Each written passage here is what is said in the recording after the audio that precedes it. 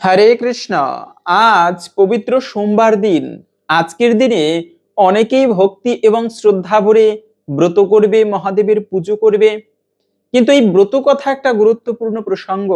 আজকের এ পর্বেও সব থেকে ভিন্ন একটা প্রসঙ্গ মহাদেবের। এই তথ্যগুলো আমরা অনেকেই জানি না। মহাদেবের ব্রত কথা শ্রবণ করলে কি মঙ্গল হয়ে থাকে? সমস্ত দেবতার জীবনে কলঙ্ক আছে, কিন্তু মহাদেবের জীবনে কিন্তু কোনো কলঙ্ক নেই। দেবাদিদেব মহাদেব স্বয়ম্ভু, যিনি সেই সবসময় যোগ সাধনায় লীন হয়ে থাকে। আজকের এই পর্বে আমরা সেই মহাদেব প্রসঙ্গে জানার চেষ্টা করব।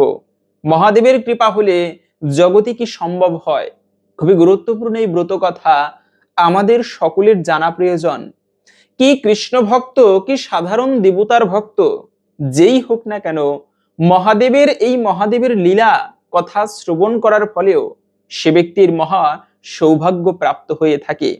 শুধুমাত্র আজকে অগ্রহায়ণ মাসের প্রথম সোমবার বলে নয়, যে কোনো সোমবার দিনে আপনারা এই ব্রত কথা ভক্তি ভরে নিজেরা পাঠ করবেন এবং শ্রবণ করবেন।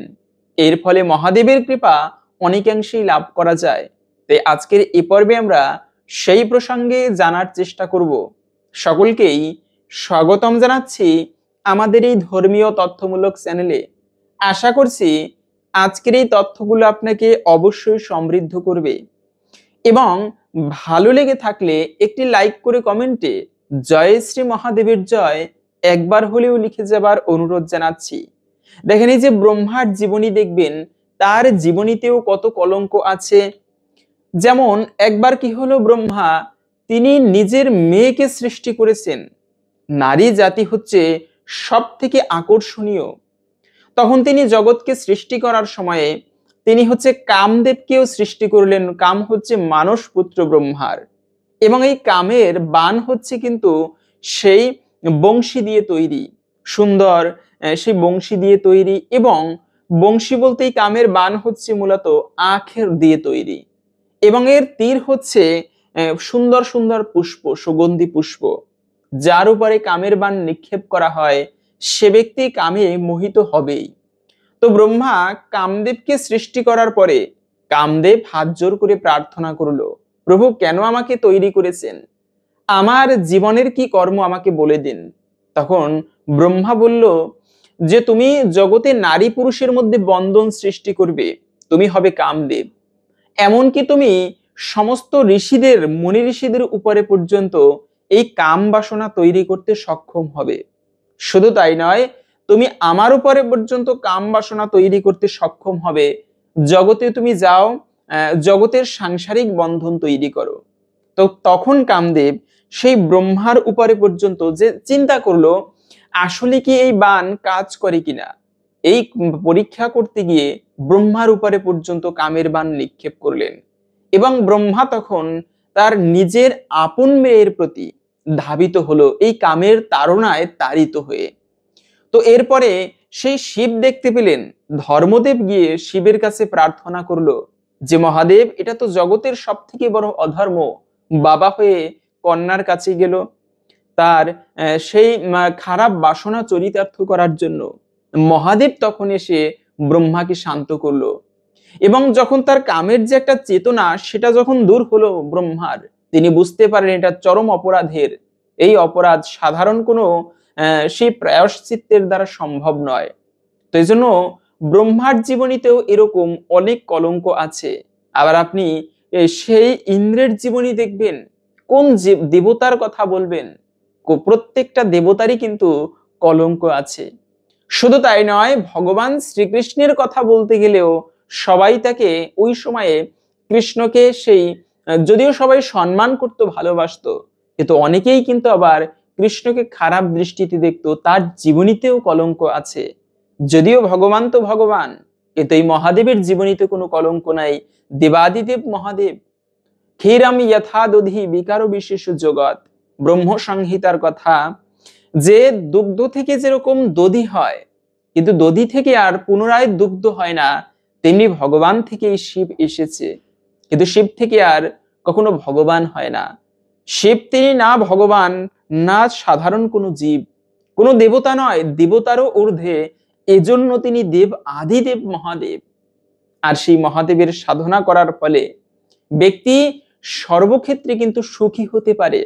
যারা জীবনে সুখ শান্তি লাভ করতে চান তারা অবশ্যই মহাদেবের পুজো করতে পারেন। এ তো আমরা আগেও জেনেছি, কিন্তু আসলেই এই মহাদেবের সাধনা করলে বা পুজো করলে কি ফল লাভ হয়ে থাকে, এই যে মহাদেবের লীলা কথা যে পাঠ করা হয়, শ্রবণ করা হয়, এজন্য জীবনে কখনো মনে রাখবে, অনেক সময় কৃষ্ণ ভক্ত ব্যক্তি, যদিও ভগবান শ্রীকৃষ্ণের সেবা করা এটা সর্বোত্তম সেবা, এর উপরে শ্রেষ্ঠ কোনো সাধনা নেই কৃষ্ণ পুজোর উপরে, কিন্তু আমরা অনেক সময় অনেকে পাণ্ডিত্য করে বলি, আরে মহাদেবকে কৃষ্ণ পুজো করো, মহাদেব টহাদেবের পুজো করতে হবে না, ব্যঙ্গ করে পর্যন্ত বলি। কিন্তু মনে রাখবে, এই মহাদেবের কৃপা লাভ হলে ভগবান শ্রীকৃষ্ণ সহজেই কৃপা করে। মহাদেব হচ্ছে এমন ব্যক্তি, ভগবান রামচন্দ্র নয় শুধু, ভগবানের প্রত্যেকটা অবতার তারা মহাদেবের সাধনা করেছেন। একমাত্র বৈষ্ণবানাম যথা শম্ভু, বৈষ্ণবদের মধ্যে প্রধান হচ্ছে শিব, আর সেই শিবের পুজো করাও জীবনের সর্বমঙ্গলময়।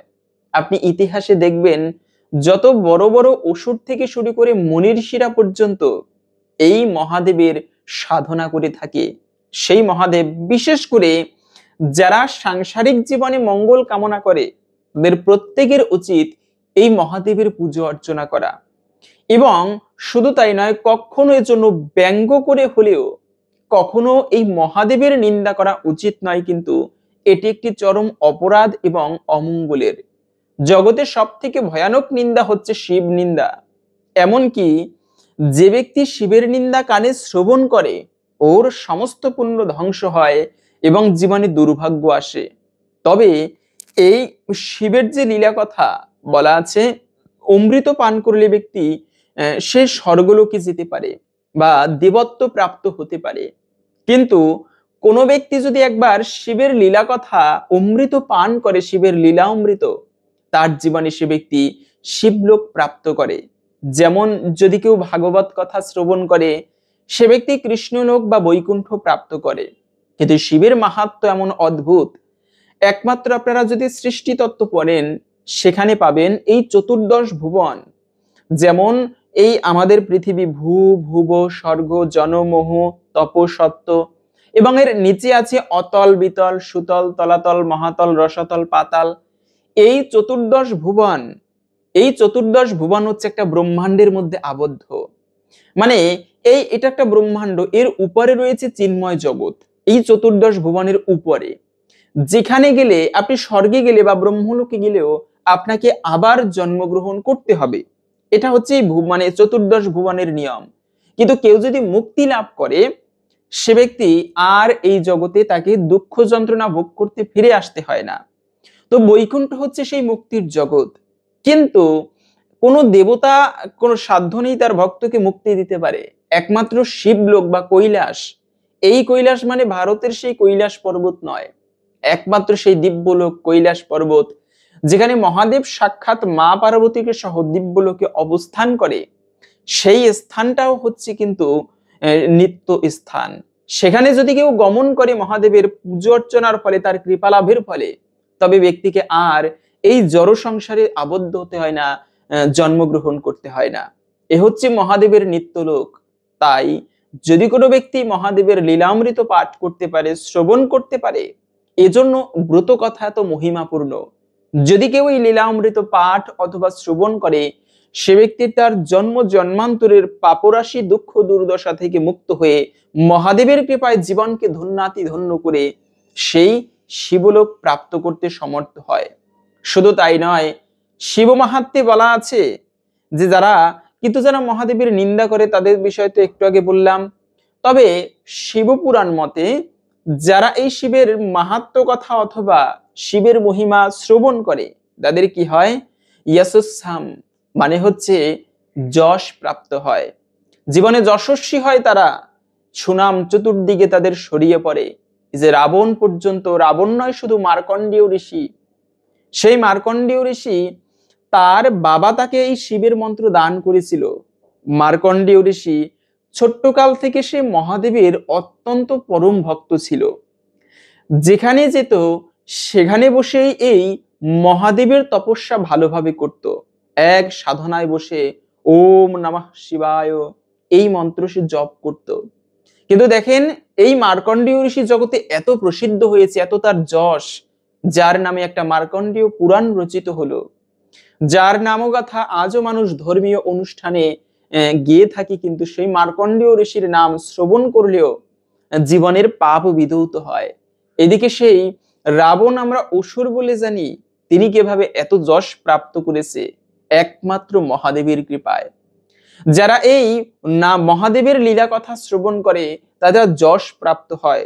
শুধু তাই নয়, আয়ুষ্যাম, আয়ু প্রাপ্ত করে থাকে তারা। মার্কণ্ডেয় ঋষির 16 বছর বয়সে বাচ্চাটার মৃত্যু হবার কথা ছিল, যুবক বয়সে, কিন্তু এই মার্কণ্ডেয়ই সেই মহাদেবের তপস্যা করার ফলে, সাধনা করার ফলে সে এত দীর্ঘকাল জীবিত ছিল। ইতিহাসে কোনো ব্যক্তি এমন দীর্ঘকাল জীবিত ছিল না। সে হচ্ছে 7 কল্পকাল জীবিত ছিল। পৃথিবীর 7 বার প্রলয় হয়েছে, কিন্তু মার্কণ্ডেয় তার প্রত্যক্ষ সাক্ষী, তার কিন্তু কখনো মৃত্যু হয়নি। একবার তো মার্কণ্ডেয় দেখতে পেল চতুর্দিকে প্রলয় এসেছে, তার পিতামাতা আত্মীয় স্বজন সবাই দেহত্যাগ করেছে, কিন্তু মার্কণ্ডেয় ঋষি দেখলেন প্রলয় এসেছে, কিন্তু তাকে ভগবান একটা পাতার উপরে, একটা অসত্য পাতার উপরে ভাসিয়ে রেখেছে। এভাবে করে মার্কণ্ডেয় 7 কল্পকাল জীবিত ছিল মহাদেবের কৃপায়। আর সেই মহাদেবের কৃপা হলে যদি বাচ্চাদের জীবনীতেও অকাল মৃত্যু থাকে, তবে মহাদেবের কৃপায় তাও পর্যন্ত দূরীভূত হয়ে থাকে। এবং শুধু তাই নয়, সর্বপাপ থেকে মুক্ত হয়ে এই শিবের কথা শ্রবণে শিবলোক প্রাপ্ত হয়। আচ্ছা, এরকম কথা তো আমি বলছি, আসলে কি বাস্তবিকে এরকম হয়েছে কিনা কারো জীবনীতে? সেক্ষেত্রে শাস্ত্রে বলা হয়েছে, এই শিবপুরাণ তৈরি করার আগে শাস্ত্রের কাহিনী বা মাহাত্ম্য তৈরি করা হয়েছে। শিবের মাহাত্ম্য শ্রবণ করলে কি হয়, সে বড় অদ্ভুত, বড়ই সুন্দর সেই চরিত্র গাথা। আপনারা যদিও একটুকু বড় হতে পারে তথ্যগুলোর ভিডিওটা, তবে মনোযোগের সহিত শ্রবণ করবেন, আশা করি ভালো লাগবে। এবং ভালো লেগে থাকলে শেয়ার করে অপরকেও বিষয়টা জানাবেন। মহাদেবের এই চরিত্র গাথা আমি বর্ণন করতে পেরে নিজেকেও সত্যি মহাদেবের কৃপাধন্য মনে করছি। তো সেই মহাদেবের চরিত্র গাথা এমনই অদ্ভুত পাওয়া যায় যে একবার সেই ব্রাহ্মণ ছিল হচ্ছে স্বামী ছিল হচ্ছে বিন্দুক। বিন্দুক নামে একজন ব্রাহ্মণ বাস করত, এবং তার স্ত্রী হচ্ছে চঞ্চুলা। তারা বাসকল নামক গ্রামে বাস করত। ব্রাহ্মণ সাধারণত সেরকম গুণ সম্পন্ন হবে, কিন্তু এই বিন্দুক ছিল তার বিপরীত। এই বিন্দুক যদিও তিনি ধার্মিক ব্রাহ্মণ ছিল, তার বাবা মা সবসময় সেই ইষ্টদেবের সাধনা করত, সৃষ্টিকর্তার পুজো করত, কিন্তু বিন্দুক কোনোদিন সেই ইষ্টদেবের সাধনা করত না, কোনো ব্রাহ্মণ হয়ে যে কর্ম সেগুলো তিনি করত না। এই দেখা দেখি বিন্দুক বিবাহ করেছে একটা স্ত্রীকে। স্ত্রীর নাম ছিল হচ্ছে চঞ্চুলা। তিনি ভালো পতিব্রতা ছিল, স্বামীর প্রতি তার প্রচন্ড নিষ্ঠা, স্বামী ছাড়া তিনি অন্য কাউকে কামনা করত না, প্রতিভক্তি ছিল তার অনেক, কিন্তু স্বামী সেরকম ছিল না। বিন্দুক যদিও বা ব্রাহ্মণ, কিন্তু এই বিন্দুক কি করত, সবসময় অসৎ সঙ্গ করত। অসৎ সঙ্গ ভালো কথা, কিন্তু এই বিন্দুক এতটাই পাপিষ্ঠ সঙ্গ করত যে সে পর স্ত্রী সঙ্গ করত, আবার যথাসময়ে বাড়িতে ফিরে আসতো না। কোনো দিন রাত্রি 1টা 2টা বেজে যেত। চঞ্চুলা প্রতিদিন অপেক্ষা করত স্বামীর জন্য, কিন্তু কোনোদিন স্বামীর সেইভাবে সঙ্গ করতে পারতো না। কেন? স্বামী ছিল আচার ভ্রষ্ট। শুধু আচার ভ্রষ্ট নয়, এই বিন্দুক ছিল অতীব পাপাচারী, পর স্ত্রী সঙ্গী। প্রচন্ড পাপিষ্ঠ ব্যক্তি হচ্ছে এই পর স্ত্রী সঙ্গী। সবসময় মনটা অন্য স্ত্রীদের প্রতি পড়ে থাকে। এখন দেখেন, যতই ভালো হোক স্ত্রী, স্বামীর কারণেও অনেক সময় কিন্তু স্ত্রী খারাপ হয়, যার প্রমাণ হচ্ছে এই বিন্দুকের স্ত্রী। চঞ্চুলা স্বামীর জন্য সবসময় সেবা করার উদ্গ্রীব হয়ে থাকতো, কিন্তু এই চঞ্চুলার প্রতি আকৃষ্ট না থেকে সে খারাপ পর স্ত্রী সঙ্গী করত, সঙ্গ করত একটা ব্রাহ্মণ হয়েও। আর এই চিন্তা করতে করতে চঞ্চুলাও, তিনি সাধারণত নারী, বিবাহ হয়েছে, কতদিন তিনি তার শরীরের ক্রোধ বা কামকে সহ্য করে থাকবেন। সাধারণ যারা পতিব্রতা নারী, যারা সতী নারী তাদের ক্ষেত্রে ভিন্ন বিষয়। শাস্ত্রমতে পাওয়া যায় সতী নারী স্বামী যদি বছরের পর বছর প্রবাসেও থাকে, সেই সতী নারী স্বামী ভিন্ন অন্য কারো প্রতি তার মন থাকে না। কিন্তু যারা সাধারণ নারী, সেরকম পুণ্যবান নয়, সেই সমস্ত নারী অল্পতে আচার ভ্রষ্ট হয়। তো এই চঞ্চুলাও ছিল তেমনি নারী, প্রতিভক্তি তার অনেক, কিন্তু স্বামী এরকম অবহেলা করার ফলে তার স্ত্রীর এরকম দুর্দশা হলো। তিনিও কালক্রমে একটা পরম পুরুষের সঙ্গ করতে লাগলো, তার প্রতি তথাকথিত ভালোবাসার বন্ধনে আবদ্ধ হলো, এবং এভাবে করে তারা সেই মাঝে মাঝে সঙ্গ করত। তো ঠিক আছে, এভাবে করে চলতে লাগলো অনেক দিন। এবং একদিন কি হলো, স্বামী তো গভীর রাত্রে আসে, হঠাৎ এসে ঘরের মধ্যে দেখতে লাগলো চঞ্চুলা পরপুরুষের সঙ্গ করতে লাগলো। প্রচন্ড রেগে গেল, রেগে গিয়ে সেই পরপুরুষ তো চলে গেল সেখান থেকে, কিন্তু এই বিন্দুক প্রচন্ড রেগে গিয়ে অত্যন্ত মারধর করলো চঞ্চুলাকে। এবং এরপরে সেই স্বামী তাকে বোঝালো চঞ্চুলা যে দেখো, তুমি হচ্ছে সবসময় পরস্ত্রী সঙ্গ করো, আমি এত চেষ্টা করি তোমার সাথে থাকবো, তোমার সাথে একটু একান্তে সময় কাটাবো, কিন্তু তুমি তো সময় দিচ্ছ না, যে কারণে আজকে আমার এই অবস্থা হয়েছে। এটা একমাত্র তোমার কারণে হয়েছে, আমার কিন্তু দোষে নয়। তো ঠিক আছে, বিন্দুকের চিন্তা হচ্ছে, চিন্তা করেন তার পাপিষ্ঠ বুদ্ধি, তাকে বিন্দুক তখন বলতে লাগলো স্ত্রীকে যে দেখো, তোমার এত সুন্দরী রূপ, তুমি একটা কাজ করো, তুমি এভাবে করে তোমার এই রূপের যৌবনে আবদ্ধ করবে পরপুরুষকে, এবং তাদের সঙ্গ করে তাদের থেকে টাকা সংগ্রহ করে আমরা ভালোভাবে জীবন যাপন করতে পারবো। এই কুচিন্তা স্ত্রীর মধ্যে ঢুকিয়ে দিল। ঠিক আছে, এদিক থেকে বিন্দুক তো ইচ্ছা মতো পরস্ত্রী সঙ্গ করে, ওদিক থেকে তার স্ত্রীও আচার ভ্রষ্ট হয়ে তিনিও এভাবে করে একটা বারবনিতার মতো জীবন যাপন করতে লাগলো। যে নারী বিবাহিতা আরো হচ্ছে ব্রাহ্মণ পত্নী, কোথায় তারা স্বামী স্ত্রী মিলে পরমেষ্ট দেবের সাধনা করবে, ভগবানের উদ্দেশ্যে যাগ যজ্ঞাদি করাবে, তা না করে তারা আচার ভ্রষ্ট হয়ে পরম পাপে লিপ্ত হলো। স্ত্রী তখন পরসঙ্গী করে তাদের থেকে ধন সঞ্চয় করতে লাগলো, এবং তাই দিয়ে দুজনে জীবন যাপন করতে লাগলো। ঠিক আছে, এভাবে করে তাদের সংসার চলতে লাগলো। কিন্তু এরকম করতে করতে এই বিন্দুক তখন সময়ের স্রোত আর বসে থাকে না, সময় চলে গেল, বিন্দুক বৃদ্ধ হলো এবং যথাসময় তার মৃত্যু হলো। আর মৃত্যুর পরে তাকে ভয়ানক কালপাশে বিদ্ধ করে যমলোকে নিয়ে যাওয়া হলো, সেখানে তার কঠিন শাস্তি ভোগ করতে হলো।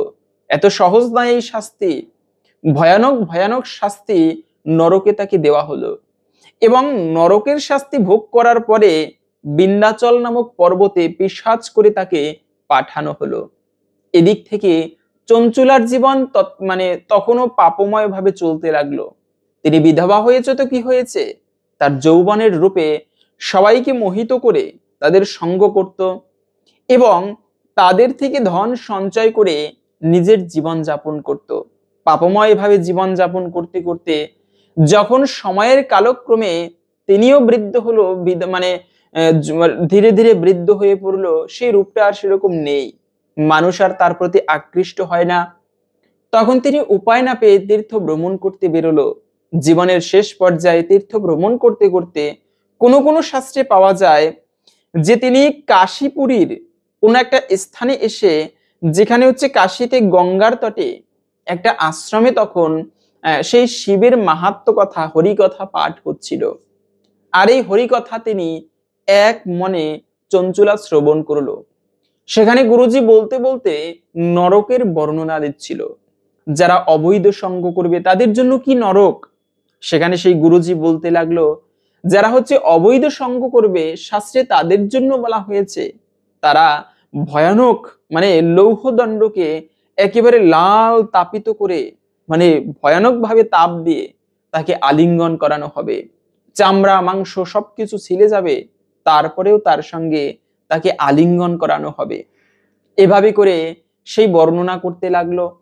চঞ্চুলার তো শুনেই তখন মনে খুবই ভয় হলো, আরে ভগবান, আমি এবং আমার স্বামী না জানি কত পাপকর্ম করেছি, আমাদের সেই পাপের ফল তাহলে কি হবে, আমাদের তো ভোগ করতে হবে। এবং গুরুজি আরো বলতে লাগলো, শুধু তাই নয়, যারা পরসঙ্গী করবে, অবৈধ সঙ্গী করবে, মানে স্ত্রী হলে পুরুষের যদি সঙ্গ করে অবৈধ, পুরুষ হয়ে যদি স্ত্রীর সঙ্গ করে অবৈধ, তবে এর ফলে ভয়ানক দুঃখ কষ্ট যন্ত্রণা সে ব্যক্তিকে নরকে দেওয়া হবে। এবং সেই নরক যন্ত্রণা ভোগ করার শেষেও তার নিস্তার নেই। সে ব্যক্তিকে ভয়ানক পিশাচ অথবা পিশাচি করে জন্মদান করানো হবে। এভাবে করে লক্ষ লক্ষ বছর পিশাচের শরীরে তাদেরকে থাকতে হবে। এটা শুনে চঞ্চলার মনে প্রচন্ড ভয় হলো। তাহলে জীবনে এত পাপকর্ম করেছি, আমার স্বামী তো দেহত্যাগ করেছে, তাকেও হয়তোবা এই দুঃখ কষ্ট আজকে ভোগ করতে হচ্ছে। ঠিক আছে, অনুষ্ঠান ভাগবত কথা শেষ, সবাই চলে যাচ্ছে। তখন চঞ্চুলা একান্তে গুরুজির কাছে গিয়ে প্রশ্ন করলো, গুরুজি, আমার জীবনের দুঃখগুলো একটুকু শুনুন। সমস্ত দুঃখের কথা জানাতে লাগলো। এবং বলতে বলতে তখন চঞ্চুলা নিজের জীবনের দুঃখগুলো বলে ফেললো। বলল, গুরুজি, আমাকে আপনি কৃপা করুন, এর থেকে মুক্তির উপায় কি আমাকে বলে দিন। তখন সেই গুরুজি চঞ্চুলার অনুশোচনা দেখতে পেল, যে চঞ্চুলা প্রচন্ড অনুশোচনায় ভুগছে এবং গুরুজির কাছে কাতরভাবে প্রার্থনা করছে, গুরুজি, আমাকে কৃপা করে আপনি উদ্ধার করুন। তখন গুরুজি এই পরামর্শ দিয়েছিল, জীবনে যদি তুমি এত পাপিষ্ট হয়ে থাকো, এত পাপ কর্ম করো, তা থেকে মুক্তির একটা উপায় আছে দেবী। বলল, কি উপায় গুরুজি, আপনি আমাকে বলে দিন। বলে, তুমি এক মনে 9 দিন পর্যন্ত এই শিবের মাহাত্ম্য কথা শ্রবণ করবে, কোনো আমিষ আহার ভক্ষণ করবে না।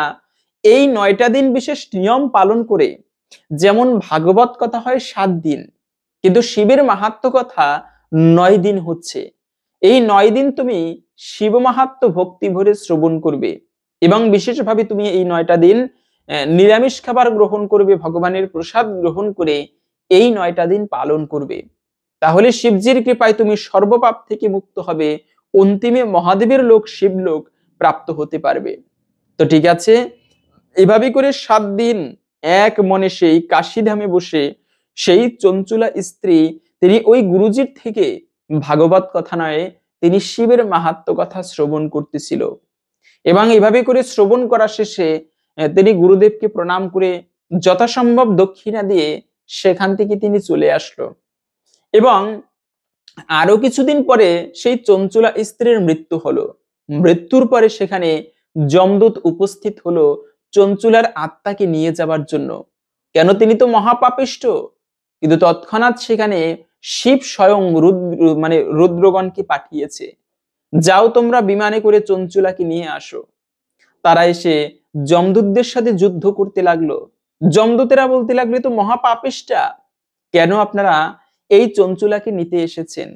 যমদূতেরা উত্তর দিল যে, দেখো, ইনি পাপিষ্ট হলেও ইনি কিন্তু শিবের মাহাত্ম্য কথা শ্রবণ করেছেন 9 দিন, আর এর ফলে মহাদেব আমাদেরকে পাঠিয়েছে তাকে শিবলোকে নিয়ে যাওয়ার জন্য। তারা হচ্ছে রুদ্রের সাথে আর পারে না যমদূত, তাই তারা হেরে গিয়ে যুদ্ধে চলে গেল এবং তাকে সুন্দর করে আসনে মানে সেই বিমানে করে, দিব্য বিমানে মহাদেবের কাছে নিয়ে যাওয়া হলো। মহাদেবের কাছে গিয়ে সেই চঞ্চুলা তিনি মহাদেবের কাছে সমস্ত ক্ষমা প্রার্থনা করলো। মহাদেব তখন চঞ্চুলাকে মা পার্বতীর কাছে পাঠালো। চঞ্চুলা মা পার্বতী গিয়ে প্রণাম করলো, মা, আমাকে তুমি কৃপা করো। মা পার্বতী তখন চঞ্চুলাকে নিজের সখী করে রেখে দিল, নিজের সাথে সেবা করবে। এভাবে করে মা পার্বতী নিত্যকালের জন্য তাকে নিজের কাছে স্থান দিয়েছেন। সব সময় আনন্দমনে সেবা করত চঞ্চুলা মা পার্বতীর, কিন্তু মাঝে মাঝে চঞ্চুলার মনটা উদাস হয়ে থাকতো। কি যেন একটা অজানা দুঃখ এই দিব্যলোকে এসেও চঞ্চুলা কেমন যেন একটা অজানা দুঃখের মধ্যে সবসময় থাকতো। মা পার্বতী এটা লক্ষ্য করতে পারলো। একদিন তিনি প্রশ্ন করলো যে, চঞ্চুলা, তোমার এই দুঃখ কিসের? আমি খেয়াল করেছি কয়েকদিন যাবৎ তুমি শিবলোকে এসেছো, এত সুন্দর আনন্দের ধাম, অথচ তুমি দুঃখের মধ্যে জীবন কাটাও। কেন এমনটা করো? দুঃখের মধ্যে থাকো কেন? এখানে তো আনন্দ করবে তুমি। জীবনের এত কষ্টের পরে তুমি এই লোক প্রাপ্ত করেছো।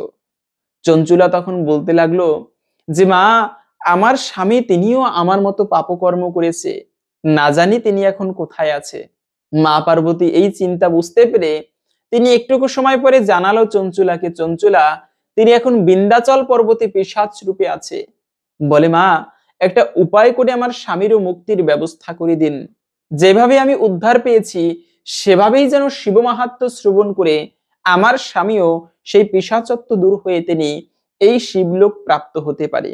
মা পার্বতী তখন এই চঞ্চুলার অভিপ্রায় বুঝতে পেরে তার সঙ্গে এটা হচ্ছে বিম্বরু নামে একজন শিবভক্তকে পাঠালো। এই বিম্বরু গিয়ে তখন সেই বিন্ধ্যাচল পর্বতে গিয়ে 9 দিন, একেবারে 9 দিন ব্যাপী শিব মাহাত্ম্য কথা সেই চঞ্চুলার স্বামী তাকে শুনিয়েছিল, বিন্দুক ব্রাহ্মণকে, যিনি তো তখন বিন্দুক নয়, তিনি ছিল পিশাচ। তাকে 9 দিন ব্যাপী শিব মাহাত্ম্য শ্রবণ করানো হলো এবং দৈবক্রমে 9 দিনের দিন 9 দিন শেষ শিব মাহাত্ম্য কথা তৎক্ষণাৎ সেখানে শিবের দূত উপস্থিত। কর্পূর গৌরম করুণাবতারম। মহাদেবের রূপটা হচ্ছে কিরম? তার রূপ প্রচন্ড ধবধবে সাদা দুধের মতো। কর্পূর গৌরম, কর্পূরের মতো সাদা। এই মহাদেবের লোকে যারা অবস্থান করে তাদের প্রত্যেকের শরীর হচ্ছে সাদা। সেই শ্বেত বর্ণ ধারণ করে সেই বিন্দুক তখন ব্রাহ্মণ তিনি মহাদেবের লোক প্রাপ্ত করেছিল। এখান থেকে সুন্দর এই কাহিনীটি, অনেক বড় শ্লোক সমেত, কত সুন্দর লাগে।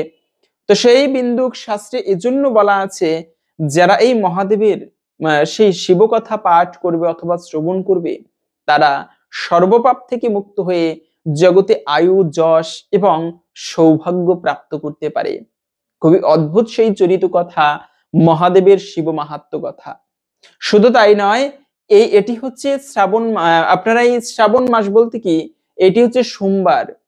প্রতিটা সোমবার যদি ভক্তি শ্রদ্ধা ভরে মহাদেবের উদ্দেশ্যে ব্রত করা হয়, এটিকেও অত্যন্ত শুভ এবং মঙ্গলময় বলা হয়েছে।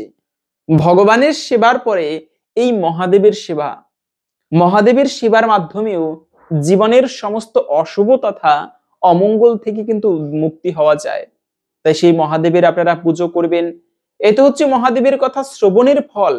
এরপরেই মহাদেবের ভক্তের কথা, মহাদেবের আরো একটি সুন্দর কথা যা আমরা একটুকু পরে ব্রত মাহাত্ম্যে জানবো। তবে মূলত এই মহাদেবের পুজো করার ফলে এমন সৌভাগ্য প্রাপ্ত করা যায়, এজন্য জীবনে যারা অকাল মৃত্যু থাকে সেই অকাল মৃত্যু দূরীভূত হয়।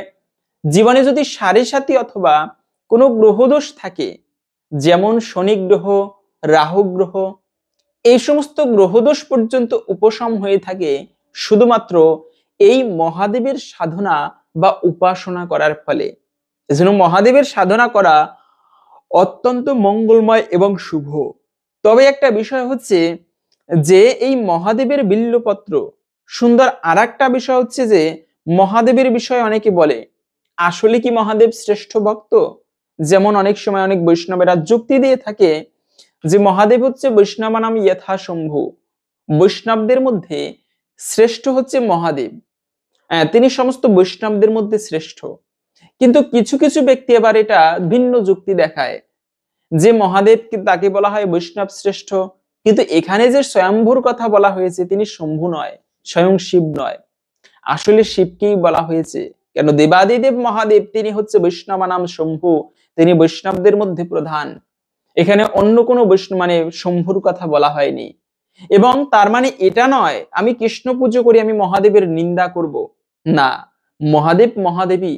এমনকি শাস্ত্রে এটাও পাওয়া যায় যারা সেই মহাদেবের সাধনা করবে অথবা যারা মহাদেবের পুজো অর্চনা করবে তারা মহাদেবকে ভগবান জ্ঞানে পুজো করবে। এই মহাদেবেরই এমনই অদ্ভুত বিষয়। পাশাপাশি হচ্ছে মহাদেবের সেই সোমবারে ব্রত করার পরে যদি সম্ভব হয় আপনারা মহাদেবের মন্ত্র জপ করবেন। কেন? মহাদেবের কৃপা লাভের জন্য একটা শ্রেষ্ঠ মাধ্যম হচ্ছে তার মন্ত্র জপ করা। মন্ত্রের উপরেও শ্রেষ্ঠ কোনো সাধনা নেই।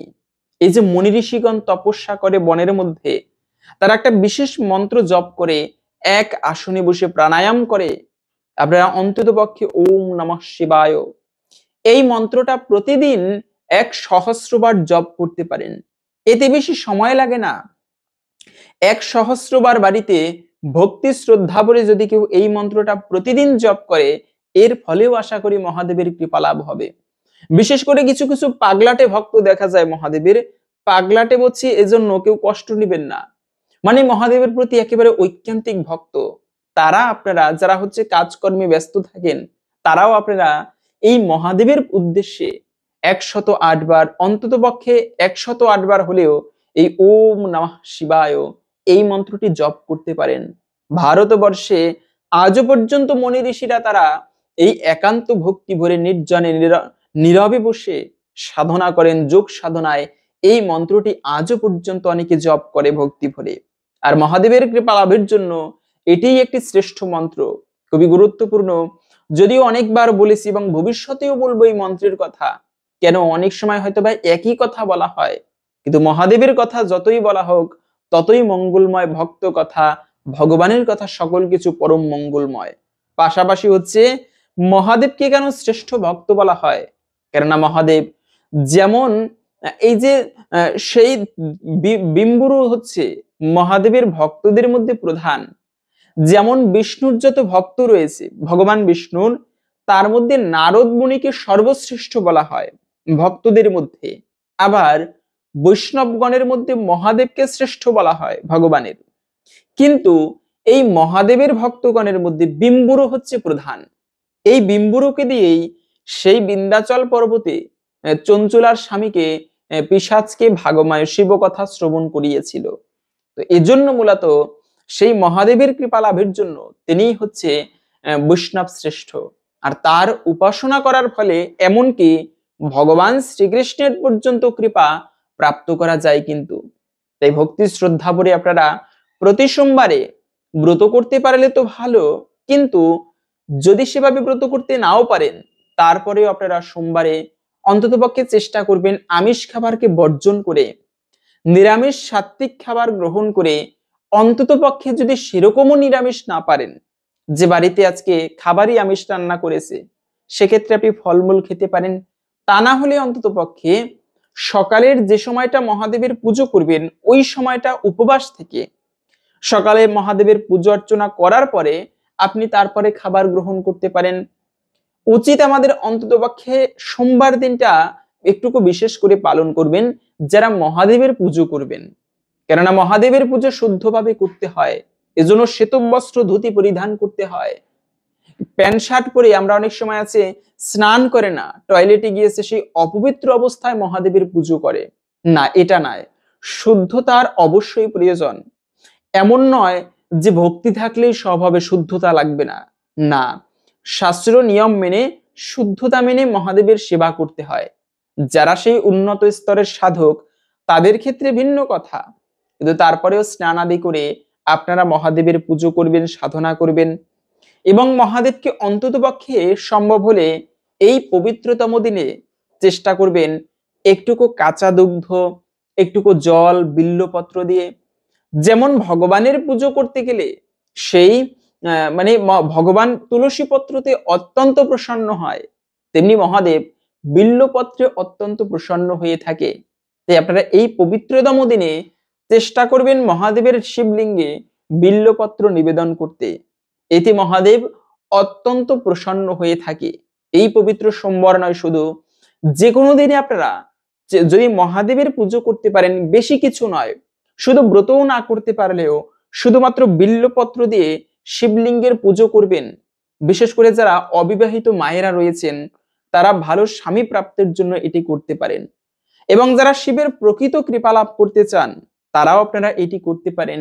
এর ফলে মহাদেবের বিশেষ কৃপা লাভ হয়, জীবনে সৌভাগ্য তথা সমৃদ্ধি প্রাপ্ত হয়। কিন্তু তো যাই হোক, এখন আমরা জেনে নিচ্ছি বিশেষ মঙ্গল কথা, শিবের ভক্ত চরিত্র কথা, শিব মাহাত্ম্য কথা। আসুন আগামী কিছুক্ষণ সময় ধৈর্য ধরে শিবের সুন্দর একটি ব্রত কথা শ্রবণ করি। আশা করছি একটুকু হলেও শিবের প্রতি ভক্তি লাভ হবে, মহাদেবের কৃপা দৃষ্টি একটুকু হলেও লাভ হবে। খুবই গুরুত্বপূর্ণ এই ব্রত মাহাত্ম্য কথা, আসুন আমরা কিছুক্ষণ সময় ধৈর্য ধরে শ্রবণ করি। সে এক পৌরাণিক কথা। চণ্ডেশ্বর ছিলেন দক্ষিণ ভারতের কাবেরী নদীর তীরে অবস্থিত তিরুপ্পেরু মঙ্গলম গ্রামের এক ব্রাহ্মণ পরিবারের জন্মগ্রহণকারী বালক। তার প্রকৃত নাম ছিল বিশারণ শর্মা। শৈশব থেকেই তিনি অত্যন্ত ধার্মিক এবং শিবের প্রতি গভীর অনুরাগী ছিলেন। তার গ্রামে একবার এক রাখাল গাভীদের দেখাশোনার দায়িত্ব গাফিলতি করায়। বালক বিশারণ শর্মা স্থির করলেন যে তিনি ওই গাভীদের দেখাশোনা করবেন, কারণ তার বিশ্বাস ছিল যে এই গাভীগুলোর দুধ দিয়েই মহাদেবের অভিষেক করা হয়। বিশারণ শর্মা অত্যন্ত নিষ্ঠার সঙ্গে গাভীদের সেবা করতে শুরু করলেন। গাভীগুলি তার সেবায় এতই প্রসন্ন হয়েছিল যে তারা স্বাভাবিকের চেয়ে বেশি দুধ দিতে শুরু করলো। একদিন তার মনে হলো, এই গাভীর দুধ তো কেবল সাধারণ মানুষ ব্যবহার করে, তার প্রিয় মহাদেবকে কেন বিশেষভাবে পূজা করা হবে না? এই চিন্তা মাথায় আসতেই তিনি সিদ্ধান্ত নিলেন, তিনি প্রতিদিন শিবলিঙ্গ স্থাপন করে দুগ্ধ দিয়ে তার অভিষেক করবেন। তিনি নদীর ধারে এক নির্জন স্থানে মাটি দিয়ে একটি শিবলিঙ্গ তৈরি করলেন। তারপর গাভীদের কাছ থেকে দুগ্ধ দহন করে সেই দুগ্ধ দিয়ে গভীর ভক্তি ভরে মহাদেব শিবের অভিষেক করতেন এবং তার উদ্দেশ্যে যথাসম্ভব পূজা অর্চনা করতেন। পুজো করার সময় তিনি সম্পূর্ণভাবে আত্মমগ্ন থাকতেন। তার কাছে কোনো জাগতিক অন্য কোনো কিছুর জ্ঞান থাকতো না। তখন বাবার চোখে একদিন ধরা পড়লেন তিনি। একদিন গ্রামের কিছু লোক লক্ষ্য করলো যে রাখাল বালক বিশারণ গাভীদের কাছ থেকে দুগ্ধ দহন করা দুধ খেলার মতো কিছু একটা করছে এই বিশারণ, এবং দুগ্ধগুলি নষ্ট করছে। তারা এই কথাগুলি বিশারণের বাবার কাছে ইয়ালান শর্মাকে জানালেন। ছেলেকে ভালোবাসলেও ইয়ালান শর্মা ছিলেন গ্রামের একজন প্রথাগত ব্রাহ্মণ। তিনি ভাবলেন, এই কাজ তো কেবল দুধের অপচয় নয়, বরং একটি অপরাধ। তিনি স্থির করলেন যে তিনি লুকিয়ে ছেলের কার্যকলাপ দেখবেন। পরের দিন বিশারণ যখন গভীর ভক্তিতে তার মাটির শিবলিঙ্গকে দুগ্ধ দিয়ে অভিষেক করছিলেন, তখন এলায়ান শর্মা এক কোণে লুকিয়েছিলেন। তিনি দেখলেন তার ছেলে দুধের কলসগুলি খালি করে দিচ্ছে এবং পূজার নামে দুগ্ধ নষ্ট করছে। এলায়ান শর্মা ক্রোধে উন্মত্ত হয়ে সেখানে উপস্থিত হলেন। তিনি চিৎকার করে বললেন, কি করছিস তুই? কি সামান্য খেলার জন্য গ্রামের এই পবিত্র দুগ্ধ নষ্ট করছিস? এই গোসেবার নামে এই অপচয় করছিস কেন? বিশারণ শর্মা তখন গভীর ধ্যানে মগ্ন ছিলেন।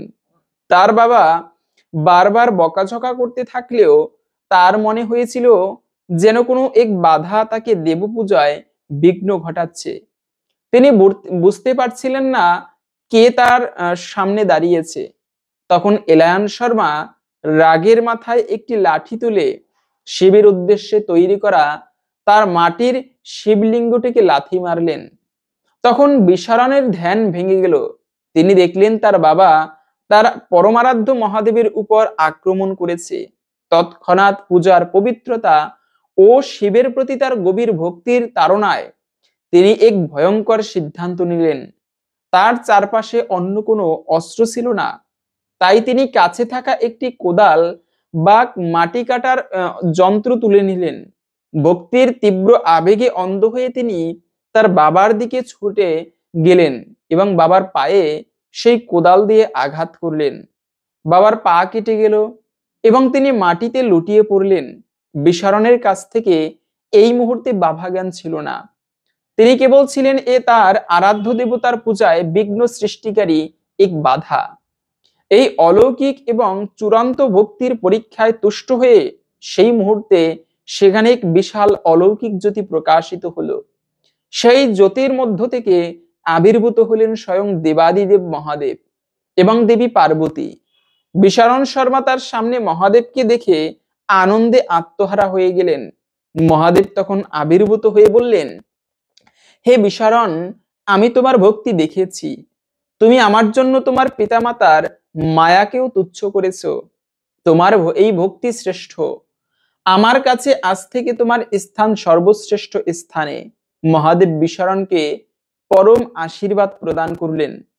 তার আশীর্বাদে বিশারণের বাবা এলায়ান শর্মা তার আঘাত থেকে মুক্ত হয়ে পুনরায় সুস্থ হয়ে উঠলেন এবং বিশারণের এই দিব্যকর্মের সাক্ষী হলেন। মহাদেব তখন বালক বিশারণকে তার সর্বশ্রেষ্ঠ ভক্তদের মধ্যে স্থান দিয়ে নতুন নাম দিলেন চণ্ডেশ্বর।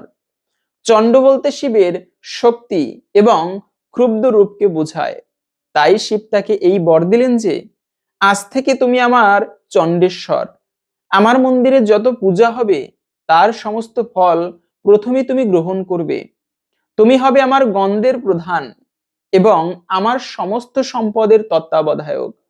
তুমি আমার মতোই পূজিত হবে।